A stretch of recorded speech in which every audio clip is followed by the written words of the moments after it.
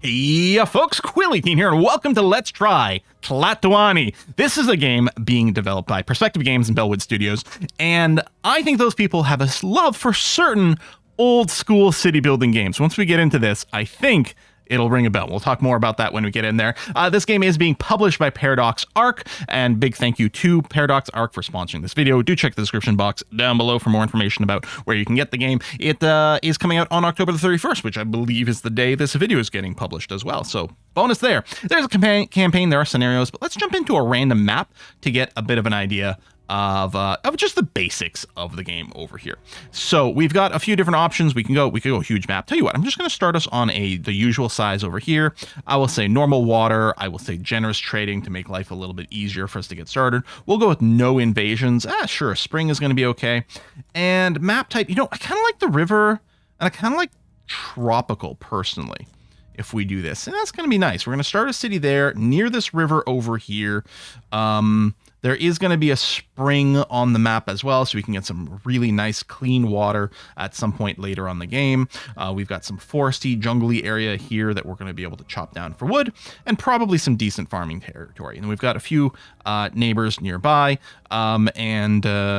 we're going to start with 15,000 axes. That's great. And then we've got our capital over here that buys and sells everything. And then we've got a few other cities that we can trade with as well. So let's go ahead and begin and take a look. And so those of you who may have played the very classic venerable games, Caesar and Pharaoh and those sorts of things, might realize that this is something in that vein, which I think is wonderful. I'm so happy about that. It's great.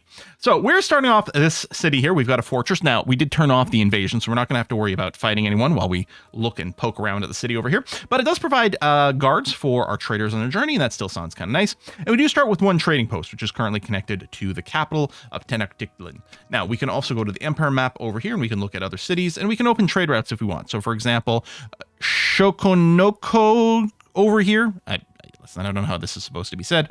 These guys export obsidian stone magi, which is like a fiber textile thing. We can use it to make cloth, but also some sort of beverage. They also export clay. They would buy from us cloth, chili, and armor. So those are possible things we could do later on. If we take a look at Chalco over here, they would send us jade and salt, which is quite good. I don't think salt is ever something we can mine locally in our own city. So that's actually really good. And speaking of, what we can take a look at is the industrial screen over here, because these are different every time. So we don't have access to local stone or local clay on this particular map.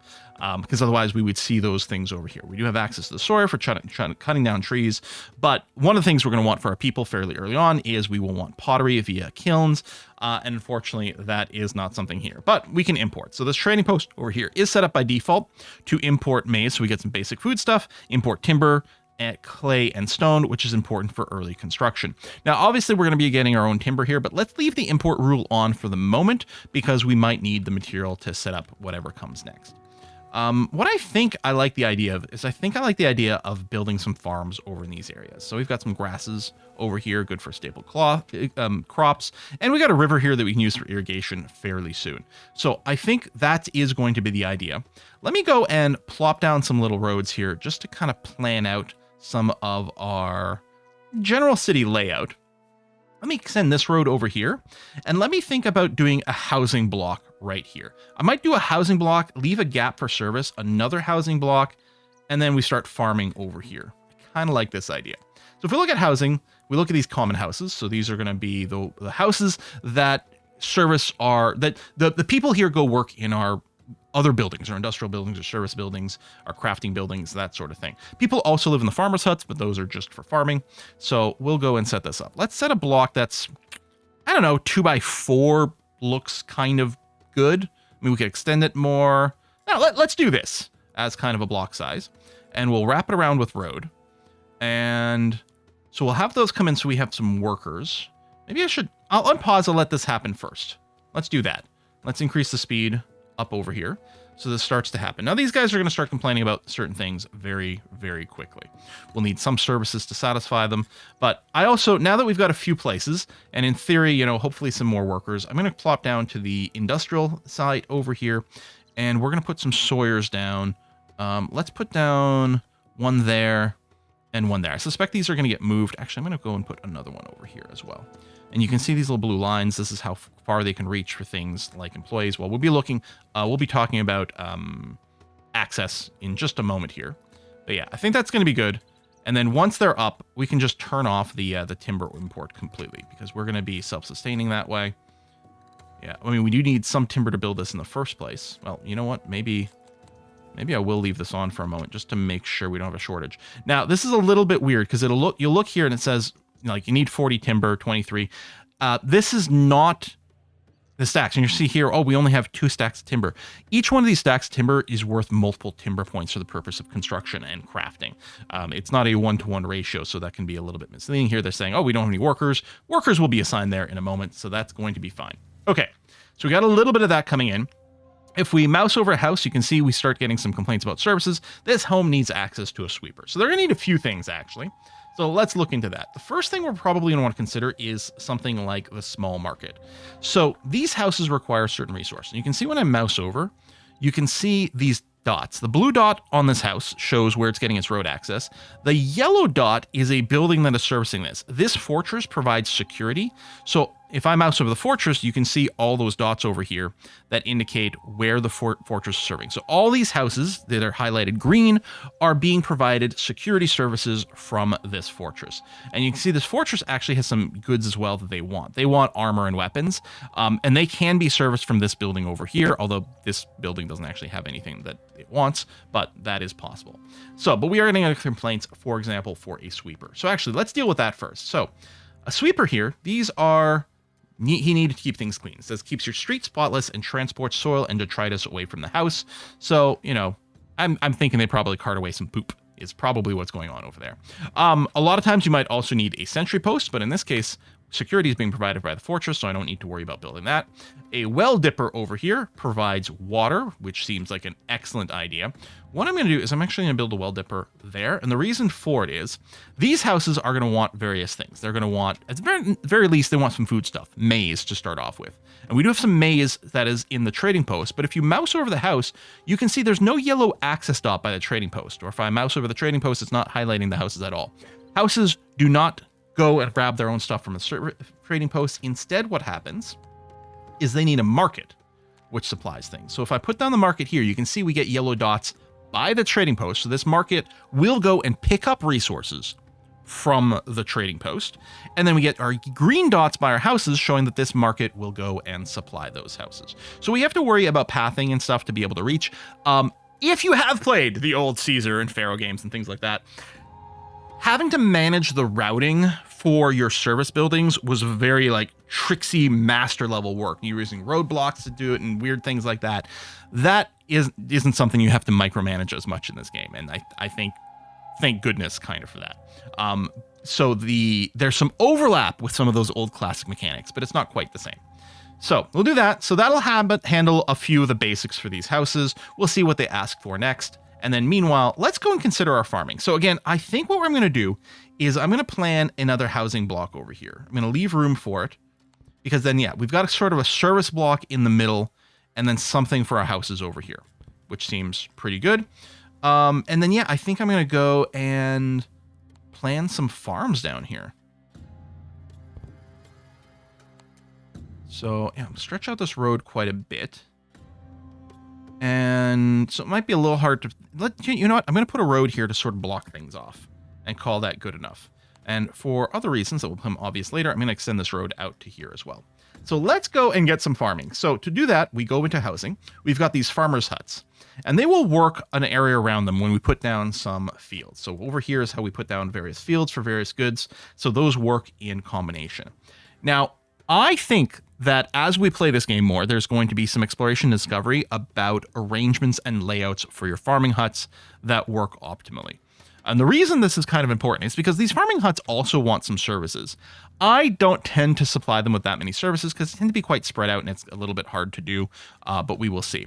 But the other thing that has to do with the placement here is the working of the fields. So each one of these farming huts can work up to 32 fields of something, and they do have a maximum range. So, but it's quite big because I think it's 12 tiles if I remember the tutorial. So you can see, well, Apparently I just can't expand over there. Oh, because I think it's too close to the edge of the map, so you can only build over there. But there is actually maximum reach for these farms, at which point they can't do anything else. But it's pretty big. I really think we're going to find some really interesting layouts for these later on to be able to weave in service buildings. But for now, it actually works out kind of nicely that if you do a 6x6 block, which would be 36 tiles, except that 4 of them are occupied by the building, we end up with a perfect 32 tiles being worked by this Warren farm. And so if I go and make a series of farms that are 4 tiles apart, like this, and like this, and you know what, I'm just gonna keep going over here. Get a whole row of these farms, and then let's say one more. That'll be a little tricksy. I'll leave it there. And it's actually quite convenient because what I can do is I can drag like so, and we can get the entire thing just in the appropriate ratio. So all these would be perfect for these maize farms. However, I'm not going to put the maize quite yet because I want a little bit of food variety. So I'm going to get one of these farms doing fruit trees. One of these. Oh, that is incorrect, my friend. There we go. Yeah, I'm going to get one of these making chilies. So you get some nice, delicious, spicy food. There we go. And then the rest of them, I will go and make maize because that is our staple food crop, and that's going to be great.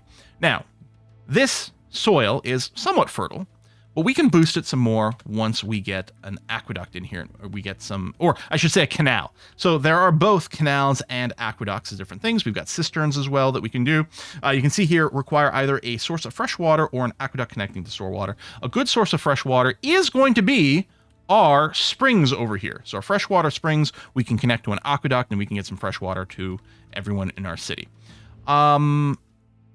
We have queued up a lot of construction, as per usual in my games. We can actually get a little bit more construction speed though, and I think what I'm going to do is I'm going to put down a couple of mason yards. So these mason yards, you can see masons construct and repair your buildings. They also craft artwork from stone. But yeah, we'll put down a couple of these and they will help accelerate our construction. We'll also actually accelerate the game speed over here. And these buildings, yeah, they're nowhere near full. As long as our people are relatively happy, they're going to keep coming to the city. That's okay. Poor nutrition is a problem just because we don't have the food. We are waiting for some more maize imports over here, but it's not enough. I might, okay, you know what? Our lumber yards are up. I'm going to cancel all the timber imports. We don't want any more of these. I'm going to leave the clay and stone there. These might have to go up later. I'm going to increase the maize amount over here, even though we're about to grow some, just so that hopefully we can get a trade caravan that drops a bunch more just early on before this actually gets established. Some of our masons lack timber, but that's going to come because these sawyers are theoretically operating, and we're just using timber for things. In fact, it wouldn't surprise me if we want quite a bit more wood cutting. You know what I'm thinking? How about we square off this route here? There we go.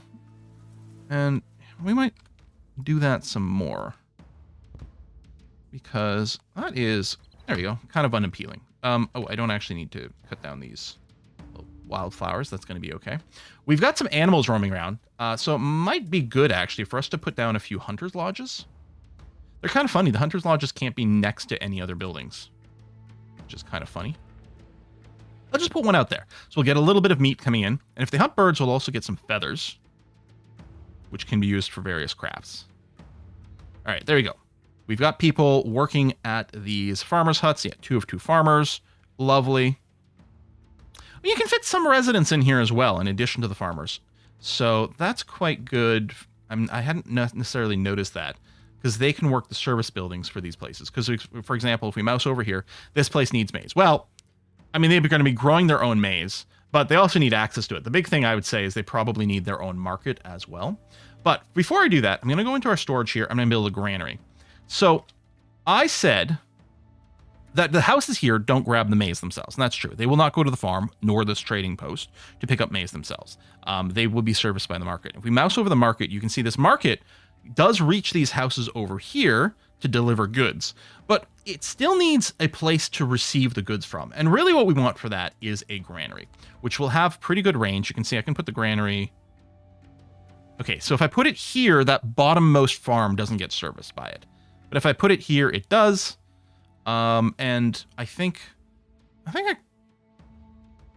you know what? I think I kind of like this spot. It'll wrap around to the other side. That seems fine. So we're going to build a granary. And we're going to tell it what it's going to accept. It will accept fruit and chilies, which are growing, but in fairly small numbers. And mostly we're going to accept a bunch of maize. You know what? I'll do a double tick of this. Now, there are 3 different modes this can be run on. It can be run on accept, getting, balance. I guess there's no send. Okay. So the way this works is accept, it will just accept deliveries from nearby things, just kind of passively. Getting, it will actively get things from other storage things of its type. This is useful. So this granary here is just going to be set to accept because it's, you know, near these guys, or I guess it could be set to balance, but anyway, we'll leave it to accept for now.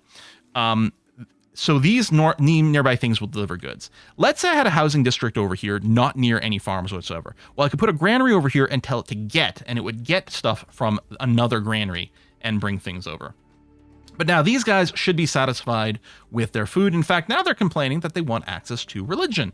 All right, that's cool, because then we can talk about a really interesting mechanic. So if we click on religion, we can see there's quite a lot of religion available. There's also, by the way, this fantastic sort of advisor guide system with a lot of different categories over here. Lots of different stuff. City aspects is generally how you kind of win scenarios. But if you look at religion, you can see there are 6 gods. Right now, they're all content because it's early on. Those things are okay. But we would like to go and, you know, we'd like to worship the gods, and we get good things out of it. In fact, we get various benefits and things that can happen from having these gods like us. And our people will be happy with access to religion. So let's say we try to pull down the shrine to huts over here. If we go and put it down, you can see we get this thing about symmetry.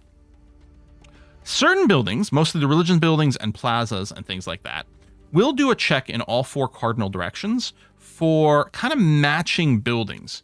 So here you can see that if there's a lack of match, see, we get strong symmetry over here, we get awful over here because of the directions being checked. Here it's checking because I think both let's call this east. Let's arbitrarily call this direction east. So if we look at east, now it's entirely one type of building, our military building. And to the south, it's also covering the houses over here. And it's fairly pleased about that, I think. Here, it's just houses. It's only good. So our city gets bonuses by how symmetrical it is. Now, you can fill in buildings around it afterwards and to help improve symmetry if you want. So there's a bunch of different ways we can work this. Here, it's possible we can get more symmetry from other things. I don't know. Do I want to build it here? It has strong symmetry. Let's plop it down over there, and it will reach those buildings. We'll get a little bit of a gap around it. That's okay. I'm going to move this Sawyer. So there is a move tool right over here, the X key. So if you click that, and then we can just move it to, say, there, a little closer to those trees. A constructor will go and take care of that for us, and that's going to be okay. All right, so our religion is up. These things do consume things. They consume something called pulque. What is pulque? Pulque is our beverage that we make. Now, I'm going to set up another farming area for pulque that's not going to be near this. There's going to be a very good reason for that. Well, I guess I can explain it. I'm planning on irrigating this area, making this nice and moist so that our crops grow very well. Pulque is, or it's not pulque that we grow. Pulque is the product. Maybe I'll leave a gap of, say, 4, because I don't know what we're going to do over here. 1, 2, 3, 4. No. We'll end up doing something with this area, I think. But I'll set up some farm over here. So we need some more farmers' huts. And I don't know how much of this I need for the current size of our city. Let's say I build 3 farmers' huts for it. And then we're going to come over here and we're going to plant maguey over here. This can be cultivated for both fiber and pulp, which can also be used to make a drink, and says it requires dry terrain. Now, I don't know how dry. Maybe I should find a drier area. But I can tell you this. If you end up irrigating this area, then this won't grow. I did build another farmer's hut there, right? Yeah, okay. I was going to say, I'm pretty sure I did the design the way I wanted. There we are, 3232, perfect, excellent. I think I'll still wrap it around with roads so that we're ready for transportation later. But there we go. So this stuff is going to make things that can be used by our brewers to make the pulque, which we want for religion stuff, but also our cloth weavers over here. Make everyday garment for commoners from maguey fiber. So here's what I propose. I'm going to go and make a pair of breweries and a pair of cloth weavers over here. And we are going to store this stuff. So what I'm going to do is I'm going to build a porter's yard. Build it on this side. And so this can be used to collect things. So we're going to accept maguey and pulque and cloth. There we go. So we're going to accept these things from these nearby businesses. So the farms will drop off the Magway over there, and this will all be serviced over there, and we'll have a few resources. And you can see this porter can also be reached by various things over here as well. So these are more ways to move some goods around your city. We've got nothing waiting here, which is fine. Let me turn off... Yeah, I think I can turn off the maize imports at this point. I think that's going to be okay. I'll actually up the clay. I mean, I could up both. This could get a little bit expensive.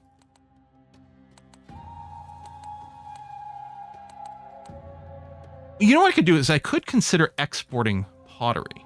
So we can import clay and export the pottery. Let's just leave this for now and see what we want to do next. So how's our houses? Oh, they want education. Yes, absolutely. So that is this category over here. So this Telpokali, these are our schools. Provide civic education, martial training to young boys. And this has pretty long reach. See, even if I put the school over here, so we lose one of our houses can't be reached by this. So if I put it here, it reaches most of my farms.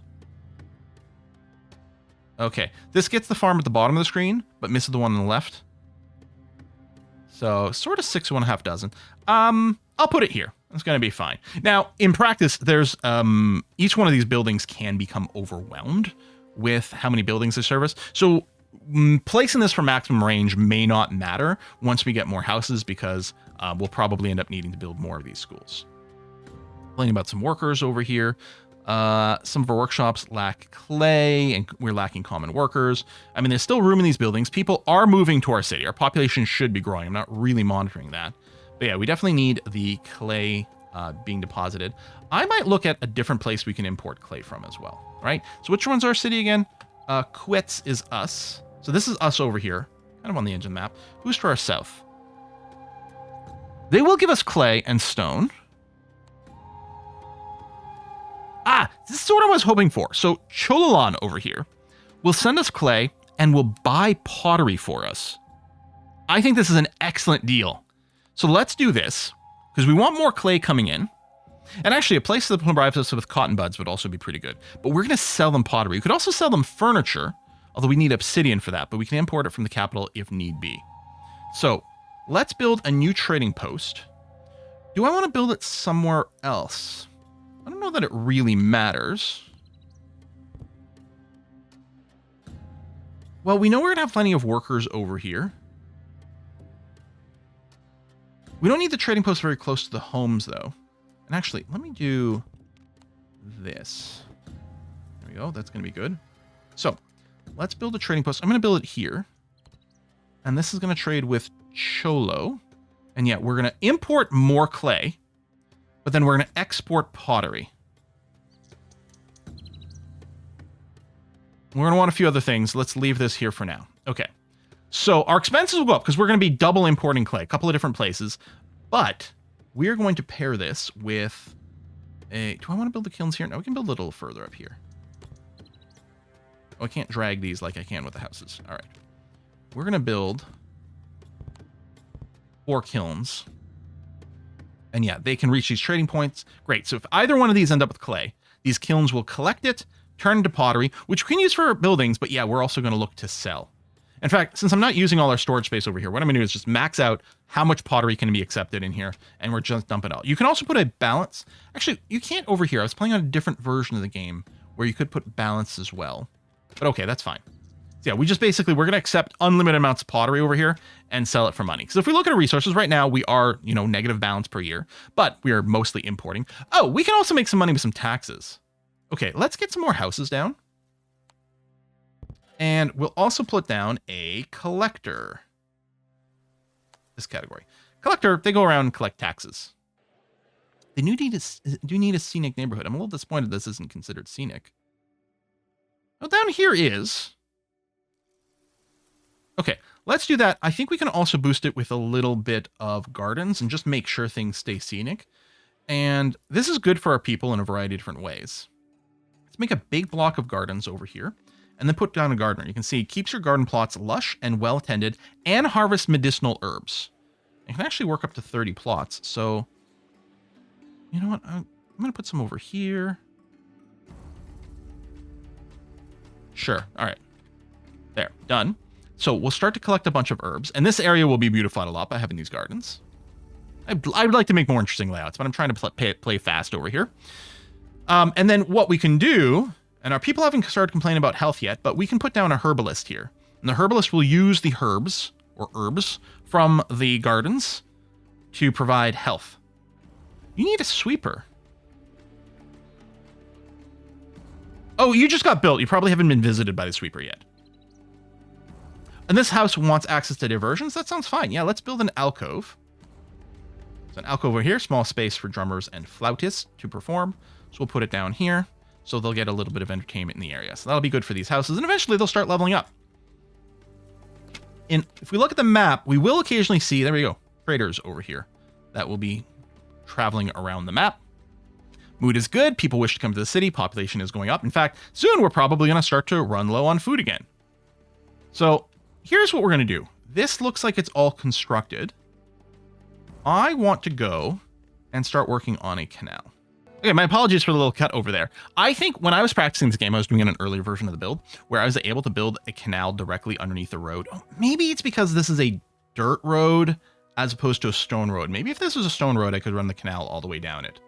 Oh, I should give that a test. It'll be quite expensive because we're not making our own stone, but we'll see. And so I was confused why this canal wasn't canaling. But I think while you can build bridges, or it happens automatically as a canal intersects a road, you get this bridge automatically. You can't run it all the way through over there. But yeah, so our food production is going to go up more, and I can do another block of farms behind this. Again, unless I've built too close to the edge of the map, which is entirely possible. If I want to build more maize. Oh yeah, you can't build it until you got the farm hut.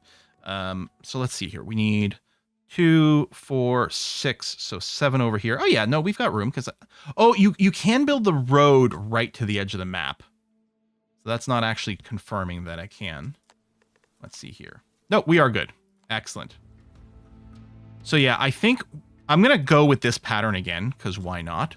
But I think that given that the irrigation doesn't work quite the way I thought, because I played on an older version of the game. Yeah, I think I'll want to make sure every one of these tiles is irrigated, not just the back part of this. And there's going to be some other layouts, but this is going to be all right. Let's go and let's do a couple. Yeah, you know what? Yeah, I want to do a couple more fruit and a couple more chili. And then the rest more maize.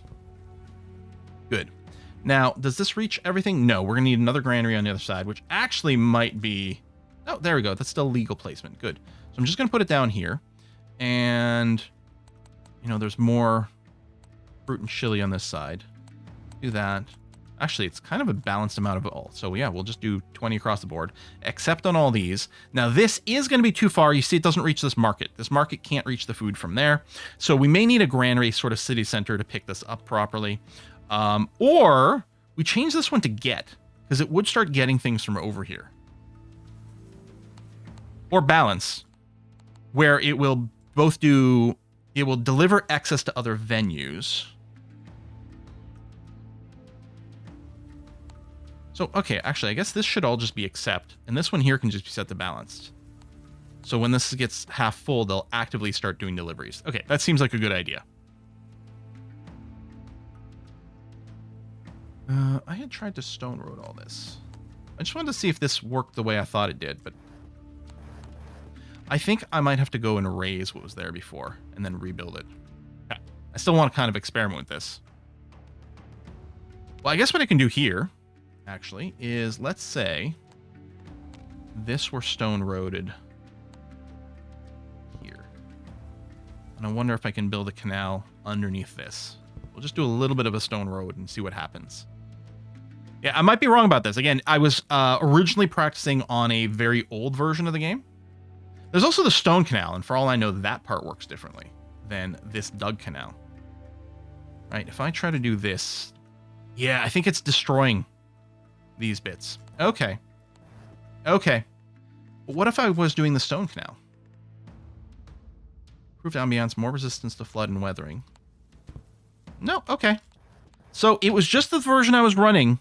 I was apparently exploiting a bug.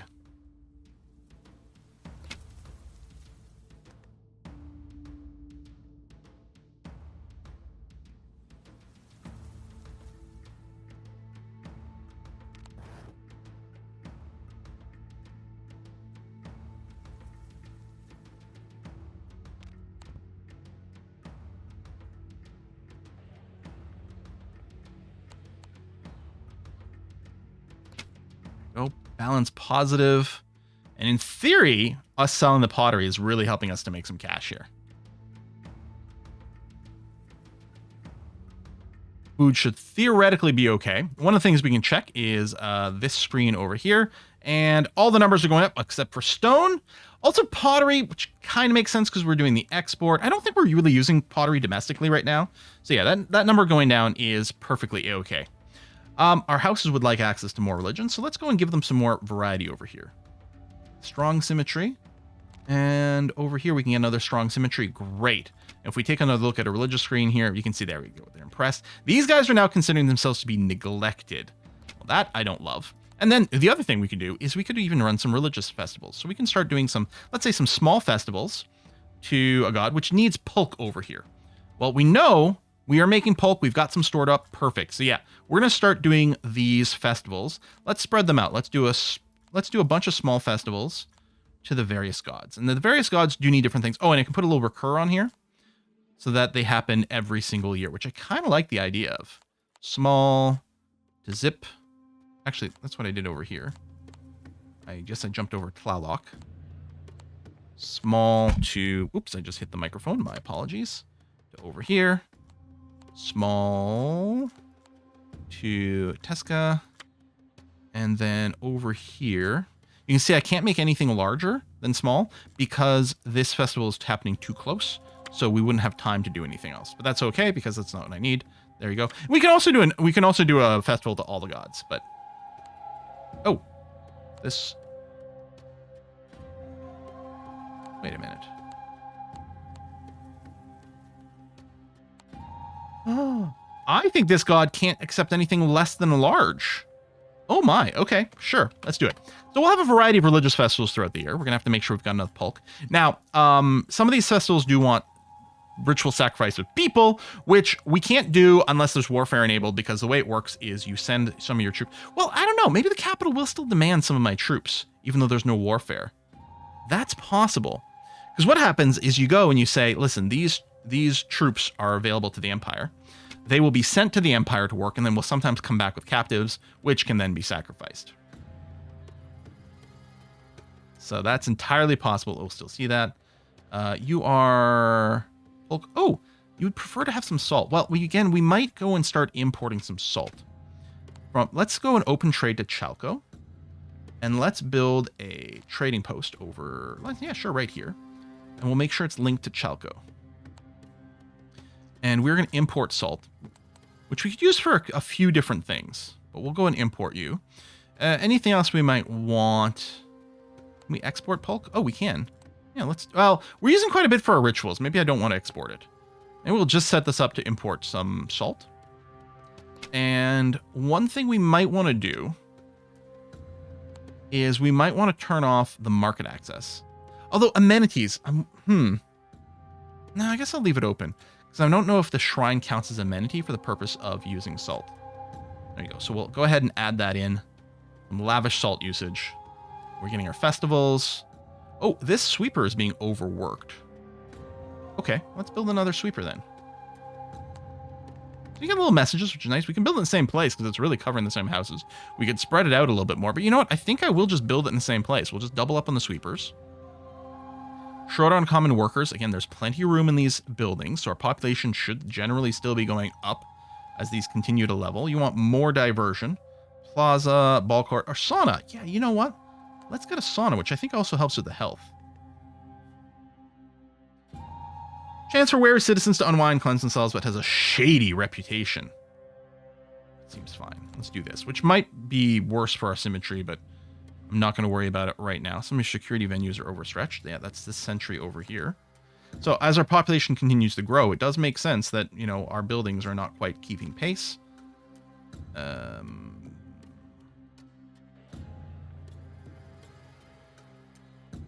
going to put it here. You'll also help these buildings out over there. Okay. And keep sort of our square block structure going on. Anyway, so there's our city, or prosperity. We've got these different city aspects that are filling up. These things are rising as we continue to build things. Oh, we haven't done any elite housing yet, right? Because we've got our noble compounds. Also the royal palace, which is quite expensive. Oh, we got our first fire. Well dippers will need to dip the flames. Okay, that's done. It's also raining right now, so that might have helped. But some of the positions need to be filled by nobles who have their own needs for different stuff. They also want the areas to be quite pretty. I could build over here because we've got some services already in place. Yeah, we could do that. Now, these things also need a fair amount of material. But that should be coming in. Oh, we are basically out of money. And it's these imports. Importing all that salt is probably being kind of expensive. Maybe I should go and disable this for now. I mean, we're still buying stone. That's a big part of it as well. But I think if I just wasn't building, I think I would be netting money, because I think it's only the stone that's really costing us. We got a collector. Whoops, I didn't mean to rotate my view here. We got a collector here, which will reach this noble compound, which currently is complaining about timber. Do the markets provide timber? They do, and it does have reach. Oh, I thought it did. It does not. And the market use is pretty heavy, so we'll probably want another one. And the large market actually provides more goods. So maybe we want that in preparation for this area. And I kind of feel like I'm going to fill in some gardens over there to keep the beauty nice and high. Need access to a sweeper, which you don't currently have.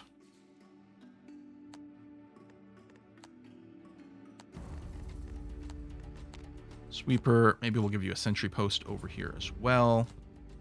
And yeah, we'll... oh, right, planning phase. You can hit P to get a planning summary as you're building things. You can also plop down buildings without actually constructing them. There's a mode for that. Oh, we are now officially in debt. Well, it wouldn't be a Quill playthrough if we didn't spend a bunch of time in debt at some point. But again, if I was just not doing anything, especially like... because it's really just stone. The clay is a net win. Importing clay to turn into pottery is a hugely profitable affair. So that's not a problem. In fact, I might want to import more of that. We don't need as much clay as pottery because I think one clay... so it needs 2 wood, 10 clay for 10 pottery. Yeah, no, so the numbers are kind of equal-ish over here. But we'll do something like that. And yeah, so I do think we're profitable otherwise. So I'm not too concerned.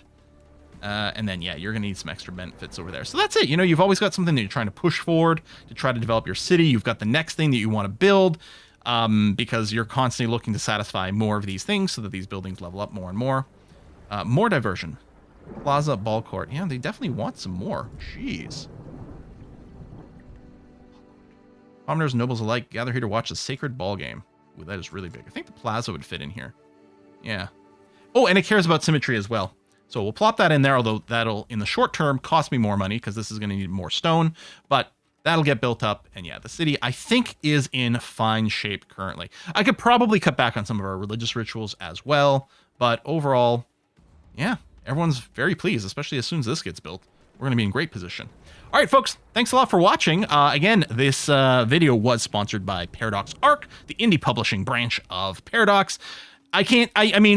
These people have definitely captured the gist of some of our very favorite, super ancient at this point, building games. Nice to see that genre being brought into the modern day. I like the sort of like ancient Aztec vibe. I like the religion. The symmetry mechanic is interesting, and I'm looking forward to people figuring out some cool layouts. The other thing with the farms, so again, with these farms, when I was trying to plop them down, I was used to being able to run canals down here and have it work, but I was doing my initial playthrough on a older version of the game, and I think I was abusing a bug, so I'll have to figure out a farm layout that properly irrigates everything, because clearly this isn't doing it, but yeah, there it is. Thanks for watching. I'll see you next time. Bye-bye.